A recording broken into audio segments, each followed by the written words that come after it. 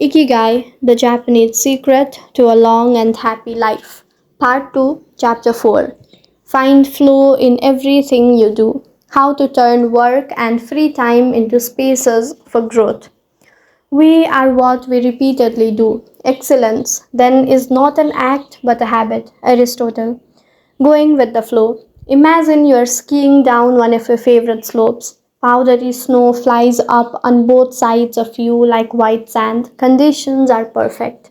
You are entirely focused on skiing as well as you can.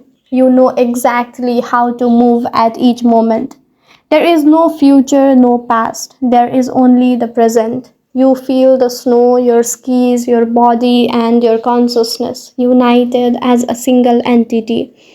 You are completely immersed in the experience, not thinking about or distracted by anything else. Your ego dissolves and you become part of what you are doing. This is the kind of experience Bruce Lee described with his famous "Be water, my friend." We have all felt our senses of time vanish when we lose ourselves in an activity we enjoy. We start cooking, and before we know it, several hours have passed. We spend an afternoon with a book and forget about the world going by until we notice the sunset and realize we have not eaten dinner. We go surfing and don't realize how many hours we have spent in the water until the next day our muscles ache. The opposite can also happen. When we have to complete a task we don't want to do, every minute feels like a lifetime. And we can't stop looking at our watch. As the quip attributed to Einstein goes, put your hands on the hot stove for a minute, and it seems like an hour. Sit with a pretty girl for an hour, and it seems like a minute. That is relativity. The funny thing is that someone else might really enjoy the same task, but we want to finish as quickly as possible. What makes us enjoy doing something so much that we forget about whatever worries we might have while we do it? When we are happiest, these questions can help us discover our ikigai. The power of flow. These questions are also at the heart of psychologist Mihaly Csikszentmihalyi research into the experience of being completely immersed in what we are doing. Mihaly called this state flow and described it as the pleasure, delight, creativity, and process when we are completely immersed in life. There is no magic recipe for finding happiness, for living according to your ikigai, but one key ingredient is the ability to reach this state of flow and through this state to have an optimal experience. In order to achieve this optimal experience, we have to focus on increasing the time we spend on activities that bring us to the state of flow, rather than allowing ourselves to get caught up in activities that offer immediate pleasure, like eating too much, abusing drugs or alcohol, or stuffing ourselves with chocolate in front of the TV. As Mihaly asserts in his book Flow, the psychology of optimal experience, flow is the state in which people are so involved in an activity that nothing else seems to matter. The experience itself is so enjoyable that people will do it even at great cost for the sheer sake of doing it. It is not only creative professionals who require the high dose of concentration that promotes flow. Most athletes, chess players, and engineers also spend much of their time on activities that bring them to this state. According to Mihaly's research, a chess player feels the same way upon entering a state of flow as a mathematician working on a formula or a surgeon performing an operation. A professor of psychology, Mihaly analyzed data from people around the world and discovered that flow is the same among individuals of all ages and cultures. In New York and Okinawa, we all reach a state of flow in the same way. But what happens to our mind when we are in the state? When we flow, we are focused on a concrete task without any distractions. Our mind is in order. The opposite occurs when we try to do something while our mind is on other things. If you often find yourself losing focus while working on something you consider important, there are several strategies you can employ to increase your chances of achieving flow. The 7 conditions of achieving flow. According to researcher Owen Shafford of DePaul University, the requirements for achieving flow are knowing what to do, knowing how to do it, knowing how well you are doing, knowing where to go when navigation is involved, perceiving significant challenges, perceiving significant skills, being free from distractions. Strategy 1. Choose a difficult task, but not too difficult. Schaffer's model encourages us to take on tasks that we have a chance of completing but that are slightly outside our comfort zone. Every task, sport, or job has a set of rules, and we need a set of skills to follow them. If the rules for completing a task or achieving a purpose are too basic relative to our skill set, we will likely to get bored. Activities that are too easy lead to apathy. If, on the other hand, we assign ourselves a task that is too difficult, we won't have the skills to complete it and will almost certainly give up and feel frustrated to boot. The ideal is to find a middle path, something aligned with our abilities but just a bit of a stretch so we experience it as a challenge. This is what Ernst Hemingway meant when he said, "Sometimes I write better than I can." We want to see challenges through to the end because we enjoy the feeling of pushing ourselves. Bertrand Russell expressed a similar idea when he said, "To be able to concentrate for a considerable amount of time is essential to difficult achievement." If you're a graphics designer, learn a new software program for your next project. If you're a programmer, use a new programming language. If you're a dancer, try to incorporate into your next routine a moment that has seemed impossible for years.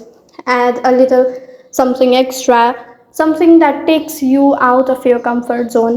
Even doing something as simple as reading means following certain rules, having certain abilities and knowledge. If we set out to read a book on quantum mechanics, for specialists in physics without being specialists in physics ourselves will probably give up after a few minutes. On the other end, will of the spectrum, if we already know everything a book has to tell us, we will get bored right away. However, if the book is appropriate to our knowledge and abilities and builds on what we already know, we'll immerse ourselves into our reading and time will flow. This pleasure and satisfaction are evidence that we are in tune with our Ikigai, easy boredom, challenging flow beyond our abilities, anxiety. Strategy 2. Having a clear, concrete objective. Video games played in moderation, board games, and sports are great ways to achieve flow because the objective tends to be very clear. Beat your rival or your own record while following a set of explicitly defined rules. Unfortunately, the objective is not quite as clear in most situations.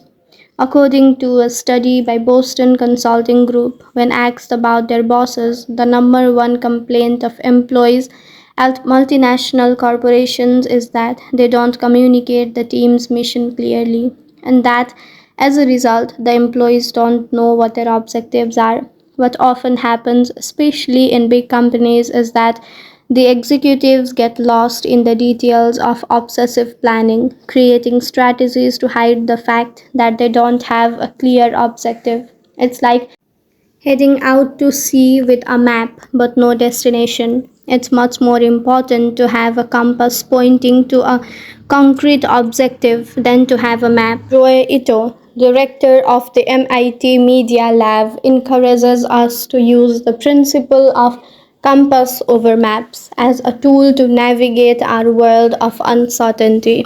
In the book Whiplash, How to Survive Our Faster Future, he and Jeff Howe write, in an increasingly unpredictable world, moving ever one more quickly, a detailed map may lead you deep in the woods at an unnecessarily high cost. A good compass, though, will always take you where you need to go. It does not mean that you should start your journey without any idea where you are going. What it does mean is understanding that while the path to your goal may not be straight, you'll finish faster and more efficiently than you would have if you had trucked along a pre planned route. In business, the creative professions, and education alike, it's important to reflect on what we hope to achieve before starting to work, study, or make something. We should ask ourselves questions such as: what is my objective for today's session in the studio? How many words am I going to write today for the article coming out next month? What is my team's mission? How fast will I set the metronome tomorrow in order to play that sonata at an allegro tempo by the end of the week? Having a clear objective is important in achieving flow, but we also have to know how to leave it behind when we get down in business. Once the journey has begun, we should keep this objective in mind without obsessing over it. When Olympic athletes compete for a gold medal, they cannot stop to think how pretty the medal is. They have to be present in the moment, they have to flow. If they lose focus for a second, thinking how proud they'll be to show the medal to their parents, they'll almost certainly commit an error at a critical moment and will not win the competition. One common example of this is writer's block. Imagine that a writer has to finish a novel in 3 months. The objective is clear. The problem is that the writer cannot stop obsessing over it. Every day she wakes up thinking, I have to write that novel, and every day she sets about reading the newspaper and cleaning the house. Every evening she feels frustrated and promises she'll get to work the next day. Days, weeks, and months pass, and the writer still has not gotten anything down on the page, when all it would have taken was to sit down and get that first word out, then the second, to flow with the project, expressing her ikigai. As soon as you take these first small steps, your anxiety will disappear and you will achieve a pleasant flow in the activity you're doing. Getting back to Albert Einstein, a happy man is too satisfied with the present to dwell on the future. Vague objective, confusion, time and energy wasted on meaningless task, mental block. Clearly defined objective and a focus on process, focus. Obsessive desire to achieve a goal while ignoring process. Fixation on the objective rather than getting down to business, mental block. Strategy 3. Concentrate on a single task. This is perhaps one of the greatest obstacles we face today. With so much technology and so many distractions, we are listening to a video on YouTube while writing an email when suddenly a chat prompt pops up and we answer it. Then our smartphone vibrates in our pocket. Just as soon as we respond to that message, we are back at our computer, logging on to Facebook. Pretty soon 30 minutes have passed, and we have forgotten what the email we were writing was supposed to be about. This also happens sometimes when we put on a movie with dinner and don't realize how delicious the salmon was until we're taking the last bite. We often think that combining tasks will save us time, but scientific evidence shows that it has the opposite effect. Even though who claim to be good at multitasking are not very productive. In fact, they are some of the least productive people. Our brains can take in millions of bits of information, but can actually process a few dozen per second. When we say we are multitasking, what we are really doing is switching back and forth between tasks very quickly. Unfortunately, we are not computers adept at parallel processing. We end up spending all our energy alternating between tasks instead of focusing on doing one of them well. Concentrating on one thing at a time may be the single most important factor in achieving flow. According to Mihaly, in order to focus on a task, we need to be in a distraction free environment, to have control over what we are doing at every moment. Technology is great if we are in control of it. It's not so great if it takes control of us. For example, if you have to write a research paper, you might sit down at your computer and use Google to look up the information you need. However, if you are not very disciplined, you might end up surfing the web instead of writing that paper. In that case, Google and the internet will have taken over, pulling you out of your state of flow. It has been scientifically shown that if we continually ask our brains to switch back and forth between tasks, we waste times, make more mistakes, and remember less of what we have done. Several studies conducted at Stanford University by Clifford Ivarnas describe our generation as suffering from an epidemic of multitasking.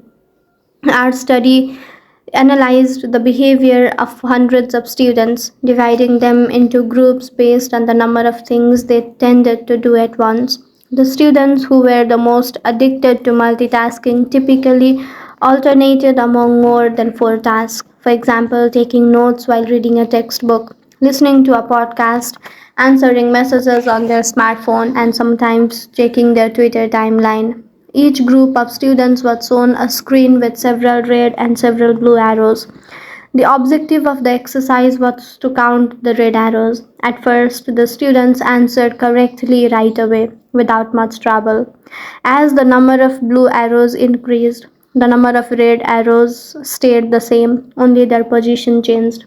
However, the students accustomed to multitasking had serious trouble counting the red arrows in the time allotted, or as quickly as the students who did not habitually multitask, for one very simple reason: they got distracted by the blue arrows. The brains were trained to pay attention to every stimulus, regardless of its importance, while the brains of the other students were trained to focus on a single task, in this case, counting the red arrows and ignoring the blue ones. Other studies indicate that working on several things at once lowers our productivity by at least 60% and our IQ by more than 10 points. One study founded by the Swedish Council for Working Life and Social Research found that a sample group of more than 4,000 young adults between the ages of 20 and 24 who were addicted to their smartphones got less sleep, felt less connected to their community at school, and were more likely to show signs of depression. Concentration on a single task makes achieving flow more likely, increases productivity, makes us less likely to make mistakes, helps us feel calm and in control of the task at hand, causes us to become more considerate as we pay full attention to those around us. Multitasking makes achieving flow impossible, decreases productivity by 60%, though it does not seem to, makes it harder to remember things, makes us more likely to make mistakes, makes us feel stressed by the sensation that we are losing control, that our tasks are controlling us, causes us to hurt those around us through our addiction to stimuli, always checking our phones, always on social media, reduces creativity. What we can do to avoid falling victim of this flow impeding epidemic? How can we train our brains to focus on a single task? Here are a few ideas for creating a space and time free of distractions to increase our chances of reaching a state of flow and thereby getting in touch with our Ikigai.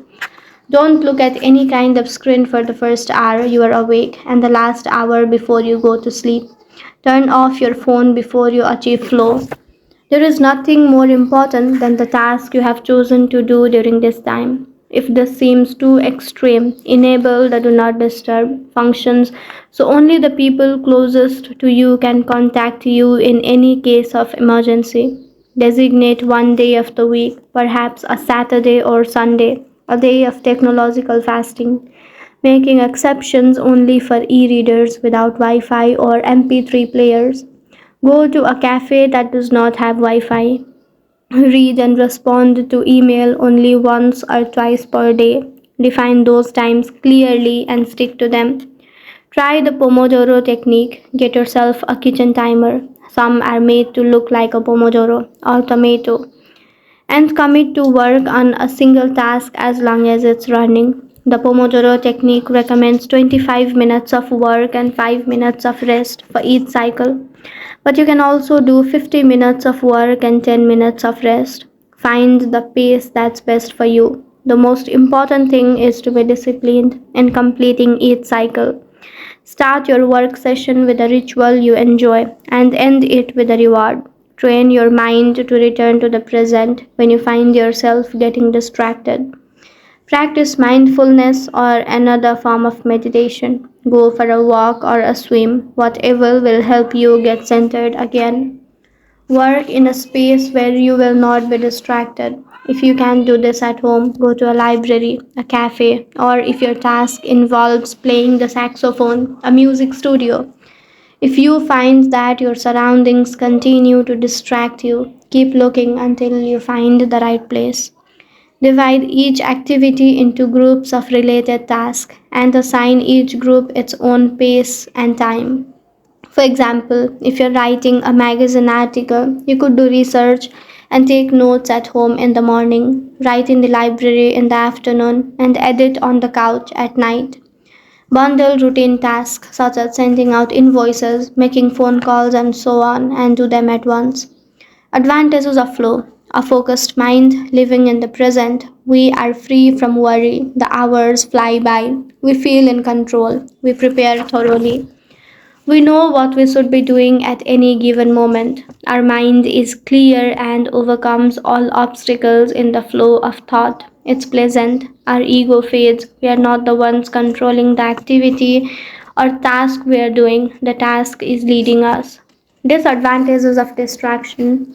We frequently get stuck and don't know how to proceed. We are plagued by doubts, concerns, and low self esteem. It's boring and exhausting. Constant self criticism, our ego is present and we feel frustrated. Flow in Japan, takumis, engineers, geniuses, and otakus. What do takumis, artisans, engineers, inventors, and otakus, fans of anime and manga, have in common? They all understand the importance of flowing with their ikigai at all times. One widespread stereotype about people in Japan is that they are exceptionally dedicated and hardworking, even though some Japanese people say they look like they're working harder than they really are. There is no doubt, though, about their ability to be completely absorbed in a task or about their perseverance when there is a problem to be solved. One of the first words one learns when starting Japanese lessons is ganbaru, which means to persevere or to stay firm by doing one's best. Japanese people often apply themselves to even the most basic task with an intensity that borders on obsession. We see this all kinds of context from the retirees taking meticulous care of their rice fields on the mountains of Nagano to the college students working the weekend shift in convenience stores known as kombinis. If you go to Japan, you'll experience this attention to detail firsthand in almost every transaction. Walk into one of the stores that sell handcrafted objects in Naha, Kanzawa, or Kyoto, and you'll discover that Japan is a treasure trove of traditional craft work. The people of Japan have a unique talent for creating new technologies while pursuing artisanal traditions and techniques. The art of the takumi. Toyota employs artisans who are able to make a certain type of screw by hand. These takumi are experts in a particular manual skill, are extremely important to Toyota, and they are hard to replace. Some of them are the only people who know how to perform their exact skill, and it does not seem as though a new generation is going to take up the mantle. Turntable needles are another example. They are produced almost exclusively in Japan, when you can find the last remaining people who know how to use the machinery required to make these precision needles and who are trying to pass on their knowledge to their descendants. We meet a Takumi on a visit to Kumao, a small town near Hiroshima. We were there for the day working on a photo essay for one of the most famous brands of makeup brushes in the West. The billboard welcoming visitors to Kumao shows a mascot holding a large brush. In addition to the brush factories, the town is full of little houses and vegetable gardens. Heading farther in, you can see several Shinto shrines at the base of the mountains that surround the town. We spent hours taking photos in factories full of people in orderly rows, each doing a single task, such as painting the handles of the brushes or loading boxes of them onto trucks. Before we realized, we still hadn't seen anyone actually putting bristles into the brush heads. After we asked about this and got the runaround several times, the president of one company agreed to show us how it was done. He led us out of the building and asked us to get into his car. After a 5-minute drive, we parked next to another smaller structure and climbed the stairs. We opened a door and we walked into a small room filled with windows that let in lovely natural lights. In the middle of the room was a woman wearing a mask. You could see only her eyes. She was focused on choosing individual bristles for the brushes, gracefully moving her hands and fingers, using scissors and combs to sort the bristles, that she did not even notice our presence. Her movements were so quick it was hard to tell what she was doing. The president of the company interrupted her to let her know that we'd be taking photos as she worked. We could not see her mouth, but the glint in her eye and the cheerful inflection in her speech let us know she was filming. She looked happy and proud, talking about her work and responsibilities. We had to use extremely fast shutter speeds to capture her moments. Her hands danced and flowed in concert with her tools, and the bristles she was sorting. The president told us that this Takumi was one of the most important people in the company. Even though she was hidden away in a separate building, every bristle of every brush the company made passed through her hands. Steve Jobs in Japan. Apple co founder Steve Jobs was a big fan of Japan. Not only did he visit the Sony factories in 1980s and adopt many of their methods when he founded Apple, he was also captivated by the simplicity and quality of Japanese porcelain in Kyoto. It was not, however, an artisan from Kyoto who won Steve Jobs' devotion, but rather a Takumi from Toyama named Yukio Sakunka, who used a technique called Itsu Setoyaki, known only by a few. On a visit to Kyoto, Jobs heard for an exhibition of Sakunga's work. He immediately understood that there was something special about Sakunaga's porcelain. As a matter of fact, he bought several cups, vases, and plates and went back to the show 3 times that week. Jobs returned to Kyoto several times over the course of his life in search of inspiration and ended up meeting Sakunga in person. He said that Jobs had many questions for him, almost all of them about the fabrication process and the type of porcelain he used. Sakunaga explained that he used white porcelain he extracted himself from the mountains in the Toyama prefecture, making him the only artist of his ilk familiar with the fabrication process of porcelain objects, from their origins in the mountains to their final form, an authentic Takumi. Jobs was so impressed that he considered going to Toyama to see the mountain where Sakunaga got his porcelain, but thought better of it when he heard that it was more than 4 hours by train from Kyoto. In an interview after Jobs' death, Sakunaga said he was very proud that his work had been appreciated by the man who created the iPhone. He added that Jobs' last purchase from him had been a set of 12 teacups. Jobs had asked for something special, a new style. To satisfy this request, Sakunaga made 150 teacups in the process of testing out new ideas. Of these, he chose the 12 best and sent them to the Jobs family. Ever since his first trip to Japan, Jobs was fascinated and inspired by the country's artisans, engineers, especially at Sony, philosophy, especially Jain, and cuisine, especially sushi. Sophisticated simplicity. What do Japanese artisans, engineers, Jain philosophy, and cuisine have in common? Simplicity and attention to detail. It is not a lazy simplicity, but a sophisticated one that searches out a new frontiers, always taking the object, the body and mind, or the cuisine to the next level, according to one's Ikigai. At Mihaly's would say, the key is always having a meaningful challenge to overcome in order to maintain flow. The documentary Zero Dreams of Sushi gives us another example of a Takumi, this time in the kitchen. Its protagonist has been making sushi every day for more than 80 years and owns a small sushi restaurant near the Ginza subway station in Tokyo. He and his son go every day to the famous Tsuki fish market and choose the best fish to bring back to the restaurant. In the documentary, we see one of Zero's appreciants learn to make tamago, a thin, slightly sweet omelette. No matter how hard he tries, he can't get Zero's approval. He keeps practicing for years until he finally does. Why does this appreciant refuse to give up? Does not he get bored cooking eggs every day? No, because making sushi is his ikigai too.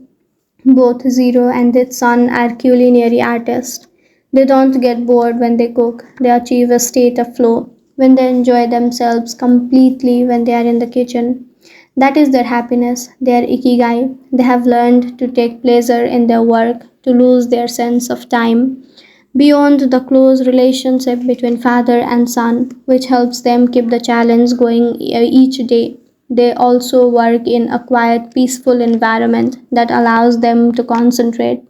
Even after receiving a 3-star rating from Michelin, they never considered opening other locations or expanding the business. They serve just 10 patrons at a time at the bar of their small restaurant. Zero's family is not looking to make money. Instead, they value good working conditions and creating an environment in which they can flow while making the best sushi in the world. Zero, like Yukio Sakunga, begins his work at the source. He goes to the fish market to find the best tuna. Sakunaga goes to the mountains to find the best porcelain. When they get down to work, both become one with the object they are creating. This unity with the object that they reach in a state of flow takes on special meanings in Japan, where, according to Shintoism, forest, trees, and objects have a kami, spirit of God, with them. When someone, whether an artist, an engineer, or a chef, sets out to create something, his or her responsibility is to use nature to give it life, while respecting that nature at every moment. During this process, the artisan becomes one with the object and flows with it. An iron worker would say that metal has a life of its own, just as someone making ceramics would say that the clay does. The Japanese are skilled at bringing nature and technology together, not man versus nature, but rather a union of the two. The purity of Ghibli. There are those who say that the Shinto value of being connected with nature is vanishing. One of the harshest critics of this loss is another artist with a clearly defined ikigai, Hayao Miyazaki, the director of the animated films produced by Studio Ghibli. In nearly all his films, we see humans, technology, fantasy, and nature in a state of conflict, and in the end, coming together. One of the most poignant metaphors in his film, Spirited Away, is an obese spirit covered in trash that represents the pollution of the rivers.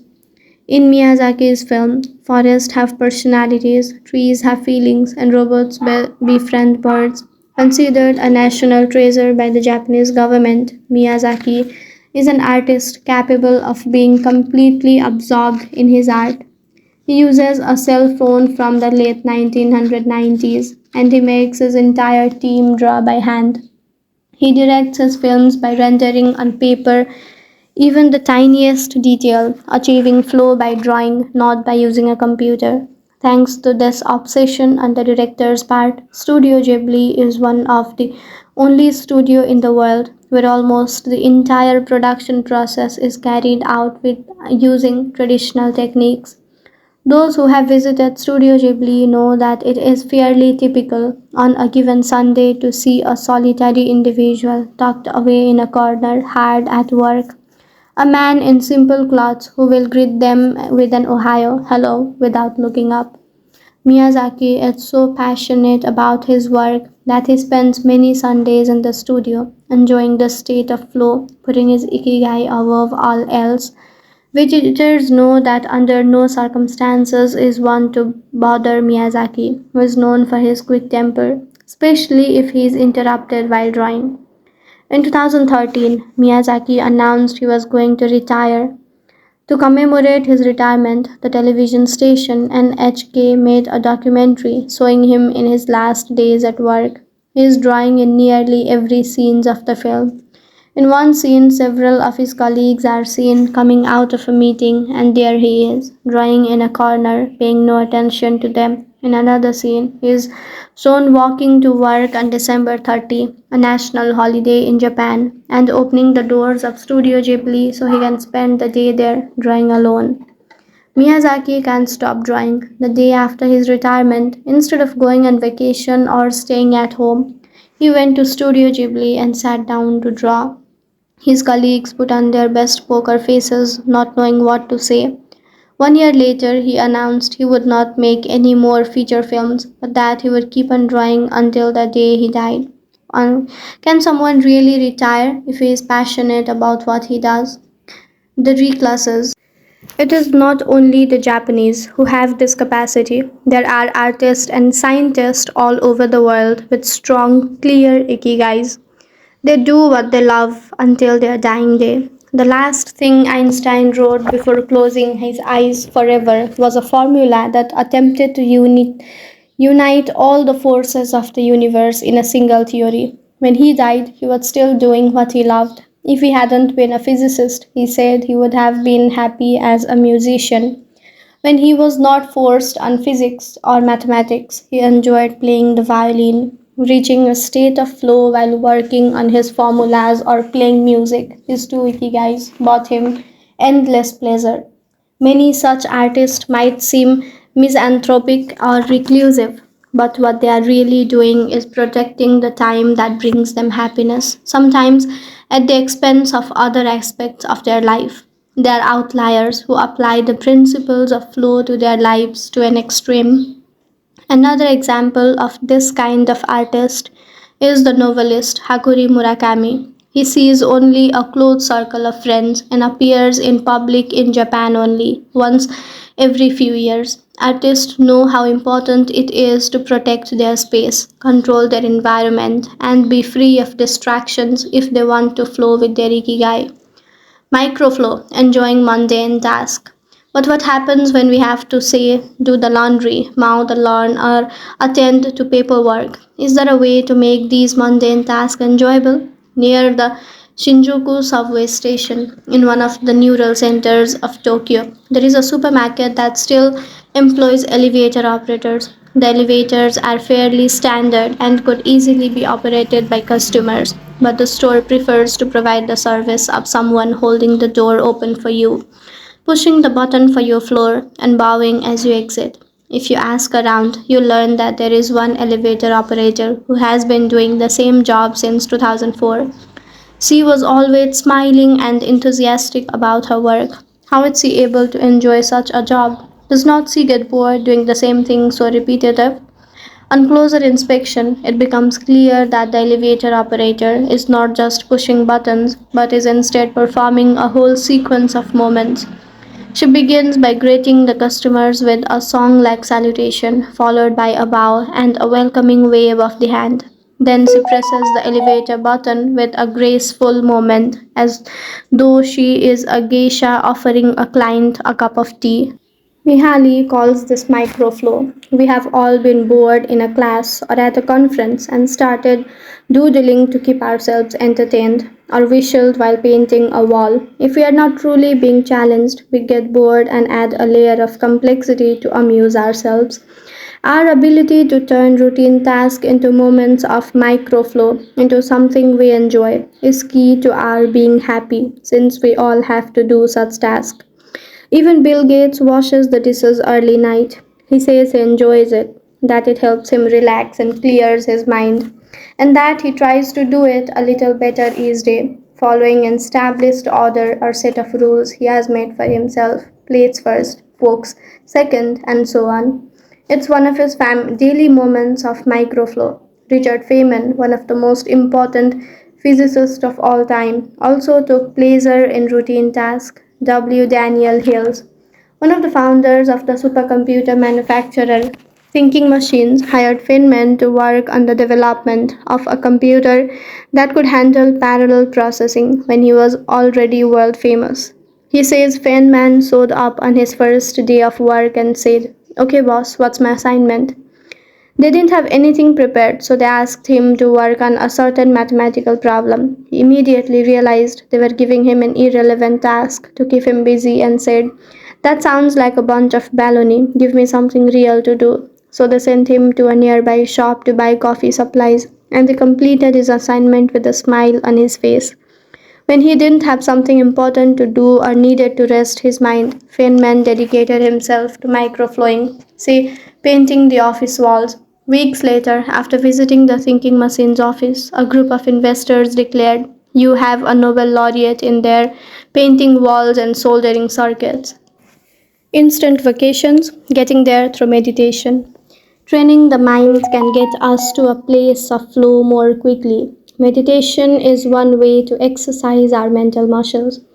There are many types of meditations, but they all have the same objective: calming the mind, observing our thoughts and emotions, and centering our focus on a single object. The basic practice involves sitting with a straight back and focusing on your breath.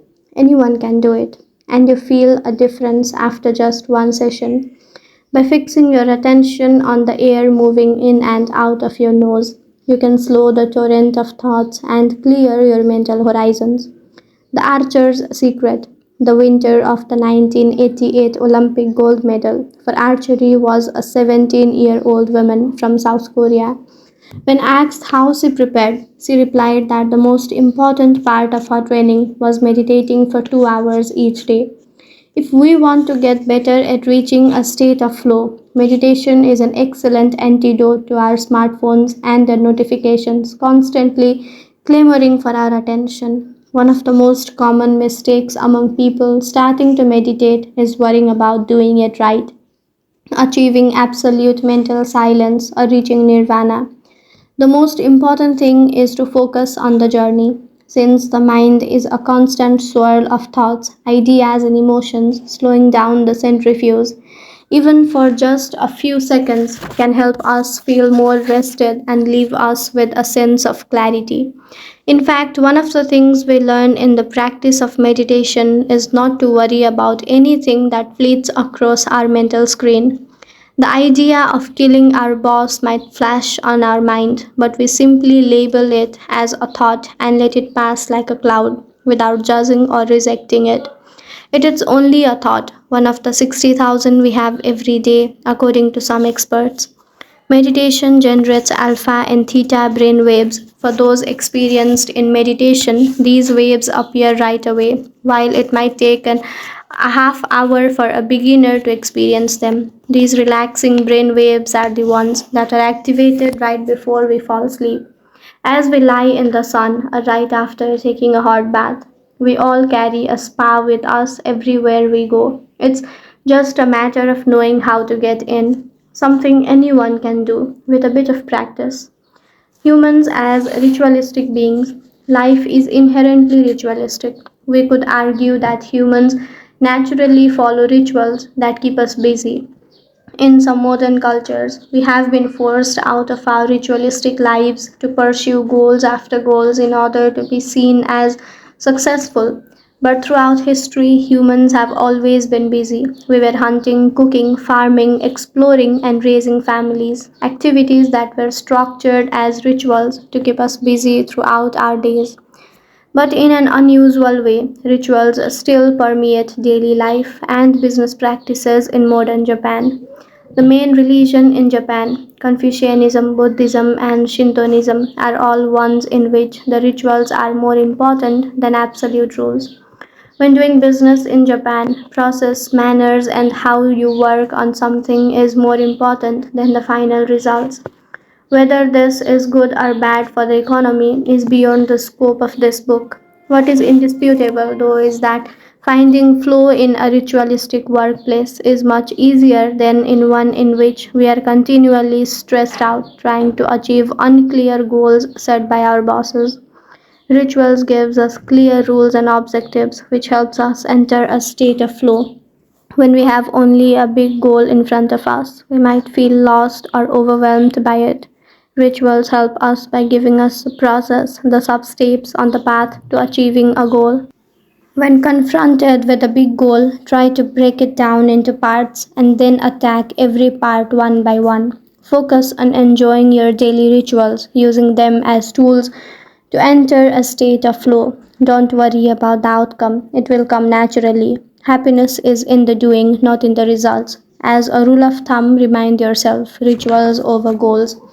The happiest people are not the ones who achieve the most. They are the ones who spend time than others in a state of flow. Using flow to find your Ikigai. After reading this chapter, you should have a better idea of which activities in your life makes you enter flow. Write all of them on a piece of paper. Then ask yourself these questions. What do the activities that drive you to flow have in common? Why do those activities drive you to flow? For example, are all the activities you most like doing ones that you practice alone or with other people? Do you flow more when doing things that require you to move your body or just to think? In the answers to these questions, you might find the underlying ikigai that drives your life. If you don't, then keep searching by going deeper into what you like, by spending more of your time in the activities that make you flow. Also, try new things that are not on the list of what makes you flow, but that are similar and that you are curious about. For example, if photography is something that drives you into flow, you could also try painting. You might even like it more. Or if you love snowboarding and have never tried surfing, flow is mysterious. It is like a muscle. The more you train it, the more you will flow, and the closer you will be to your ikigai.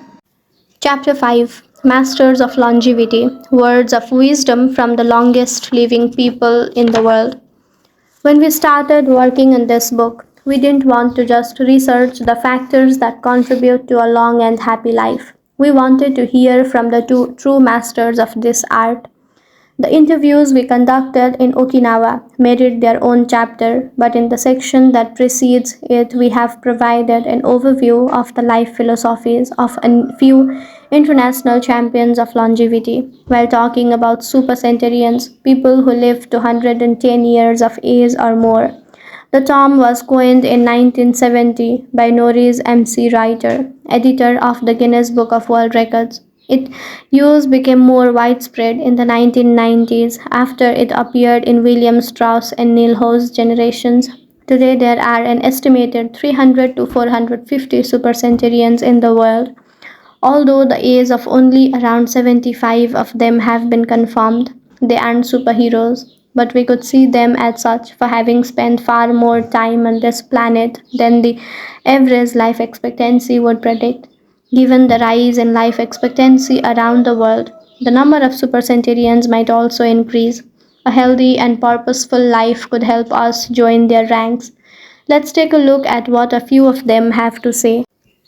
Misao Okawa, 117. Eat and sleep, and you live a long life. You have to learn to relax.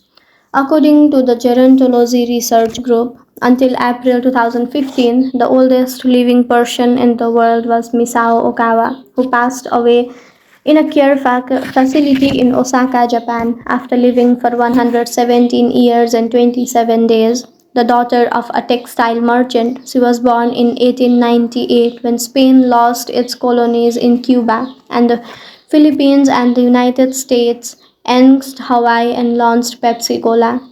Until she was 110, this woman who lived in three different centuries cared for herself unassisted. When specialists asked about her self-care routine, Misao answered simply, eating sushi and sleeping, to which we should add having a tremendous thirst for life.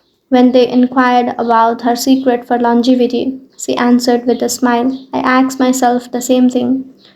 Proof that Japan continues to be a factory of long life. In July of the same year, Sakari Mopoi passed away at 112 years and 150 days old. At the time, he was the oldest man in the world, though he was younger than 57 women. Maria Capovilla, 116. I have never eaten meat in my life. Born in Ecuador 1889, Maria Capovilla was recognized by Guinness as the world's oldest person. She died of pneumonia in 2006 at 116 years and 347 days old, leaving behind 3 children, 12 grandchildren, and 20 great and great great grandchildren. She gave one of her last interviews at the age 107, sharing her memories and her thoughts. I'm happy and I give thanks to God who keeps me going. I never thought I'd live so long. I thought I'd die long ago. My husband, Antonio Capovilla, was the captain of a ship. He passed away at 84. We had 2 daughters and a son. And now I have many grandchildren and great grandchildren. Things were better back in the old days. People behaved better. We used to dance, but we were more restrained. There was this song I loved dancing to, Maria by Louise Alarcon. I still remember most of the words. I also remember many prayers and say them every day. I like the waltz and can still dance it. I also still make crafts. I still do the things I did when I was in school. When she had finished recalling her past, she began to dance, one of her great passions, with an energy that made her seem decades younger. When asked about her secret for longevity, she responded simply, I don't know what the secret to long life is. The only thing I do is I have never eaten meat in my life. I attribute it to that. Jeannie Calment, 122. Everything's fine. Born in Arles, France in February 1875, Jeannie Calment lived until August 4, 1997, making her at 122 the oldest person of verified age in history.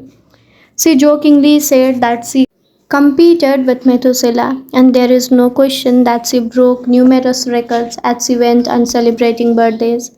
She died of natural causes at the end of a happy life during which she denied herself almost nothing. She rode a bicycle until she turned 100. She lived on her own until 110, when she agreed to move into a nursing home after accidentally starting a small fire in her apartment. She stopped smoking at 120 when her cataracts started making it hard for her to bring a cigarette to her lips. One of her secrets may have been her sense of humor. As she said on her 120th birthday, I see badly, I hear badly, and I feel bad, but everything's fine. Walter Bruning, 114. If you keep your mind and body busy, you'll be around a long time. Born in Minnesota in 1896, Walter Bruning was able to see 3 centuries in his lifetime. He died in Montana in 2011 from natural causes. He had had 2 wives and 50-year career on the railroad. At 83, he retired to an assisted living center in Montana, where he remained until his death. He is the second oldest man of verified age ever born in the United States. He gave many interviews in his final years, insisting that his longevity seemed from, among other things, his habit of eating only 2 meals per day and working for as many years as he could. Your mind and your body, you keep both busy, he said on his 112th birthday. You'll be here a long time. Back then, he was still exercising every day. Among Bruning's other secrets, he had a habit of helping others, and he was not afraid of dying. As he declared in a 2010 interview with the Associated Press, we are all going to die. Some people are scared of dying. Never be afraid to die because you are born to die. Before passing away in 2011, he is said to have told a pastor that he'd make a deal with God. If he was not going to get better, it was time to go. Alexander Imik, 111. I just have not died yet. Born in Poland 1903, Alexander Imik was a chemist and parapsychologist residing in the United States who, after the death of his predecessor in 2014, became the oldest man of authenticated age in the world. Imik himself died shortly thereafter in June of that year, leaving behind a long life rich with experiences. Emick attributed his longevity to, among other things, never drinking alcohol. It is not as though I'd won the Nobel Prize, he said upon being declared the world's oldest man. I never thought I'd get to be so old. When asked about his secret to living so His answer was, I don't know, I just haven't died yet. Ikigai artist. The secret to long life, however, is not held by supercentenarians alone. There are many people of advanced age who, though they haven't made into Guinness World Records, offer us inspiration and ideas for bringing energy and meaning to our lives. Artists, for example, who carry the torch of their ikigai instead of retiring, have this power. Art in all its forms is an ikigai that can bring happiness and purpose to our days. Enjoying or creating beauty is free and something all human beings have access to. Hokusai, the Japanese artist who made world block prints in the ukiyo-e style and lived for 88 years from the mid 80th to the mid 90th century, added this postscript to the first edition of his 100 views of Mount Fuji. All that I have produced before the age of 70 is not worth being counted. It is at the age of 73 that I have somewhat begun to understand the structure of true nature, of animals and grasses, and trees and birds, and fishes and insects. Consequently, at 80 years of age, I shall have made still more progress. At 90, I hope to have penetrated into the mystery of things. At 100 years of age, I should have reached decidedly a marvelous degree, and when I shall be 110, all that I do, every point and every line, shall be instinct with life. In the pages that follow, we have collected some of the most inspirational words from artists interviewed by Camille Sweeney for the New York Times. Of those still living, none have retired, and all still enjoy their passion, which they plan to pursue until their final breath, demonstrating that when you have a clear purpose, no one can stop you. The actor Christopher Plummer, still working at 86, reveals a dark desire shared by many who love the profession. We want to drop dead on stage. That would be a nice theatrical way to go. Osamu Tezuka, the father of modern Japanese manga, shared this feeling before he died in 1989. His last words as he drew one final cartoon were, please just let me work. The 86 years old filmmaker Frederick Wiseman declared on a stroll through Paris that he likes to work, which is why he does it with such intensity. Everybody complains about their aches and pains, and that's all. But my friends are either dead or are still working, he said. Carmen Herrera, a painter who just entered her 100th year, sold her first canvas at age 89. Today, her work is in the permanent collection of the Tate Modern and the Museum of Modern Art. When asked how she viewed her future, she responded, I'm always waiting to finish the next thing. Absurd, I know. I go day by day. Never stop learning. You may grow old and trembling in your anatomies. You may lie awake at night listening to the disorders of your veins.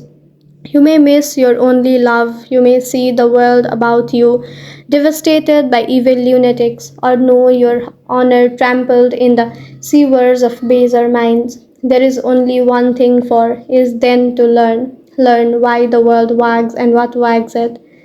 That is the only thing which the mind can never exhaust, never alienate, never be tortured by, never fear of distrust, and never dream of regretting. T. H. White, the once and future king. For this part, naturalist and author Edward O. Wilson asserted, I feel I have enough experience to join those who are addressing big questions. About 10 years ago, when I began reading and thinking more broadly about the questions of what are we, where did we come from, and where are we going, I was astonished at how little this was being done. Ellsworth Kelly, an artist who passed away in 2015 at the age of 92, assured us that the idea that we lose our faculties with age is in part a myth because instead we develop a greater clarity and capacity for observation. It's one thing about getting older. You see more every day. I'm continuing to see new things. That's why there are new paintings. At 86, the architect Frank Gerdley reminds us that some buildings can take 7 years from the time you have hired until you are finished, a fact that favors a patient attitude with regard to the passage of time. The man responsible for the Guggenheim Museum Biblau, however, known how to live in here and now. You stay in your time. You don't go backward. I think if you relate to this time you are in, you keep your eyes and ears open, read the paper, see what's going on, stay curious about everything. You'll automatically be in your time. Longevity in Japan. Because of its robust civil registry, many of those verified as having lived the longest are found in the United States. However, there are many centurions living in remote villages, other countries. A peaceful life in the countryside seems pretty common among people who have watched a century pass. Without question, the international superstar of longevity is Japan, which has the highest life expectancy of any country in the world. In addition to a healthy diet, which we will explore in detail, and an integrated healthcare system in which people go to the doctor for regular checkups to prevent disease, longevity in Japan is closely tied to its culture, as we will see later on. The sense of community and the fact that Japanese people make an effort to stay active until the very end are key elements of their secret to long life. If you want to stay busy even when there's no need to work, there has to be an ikigai on your horizon, a purpose that guides you throughout your life and pushes you to make things of beauty and utility for the community and yourself.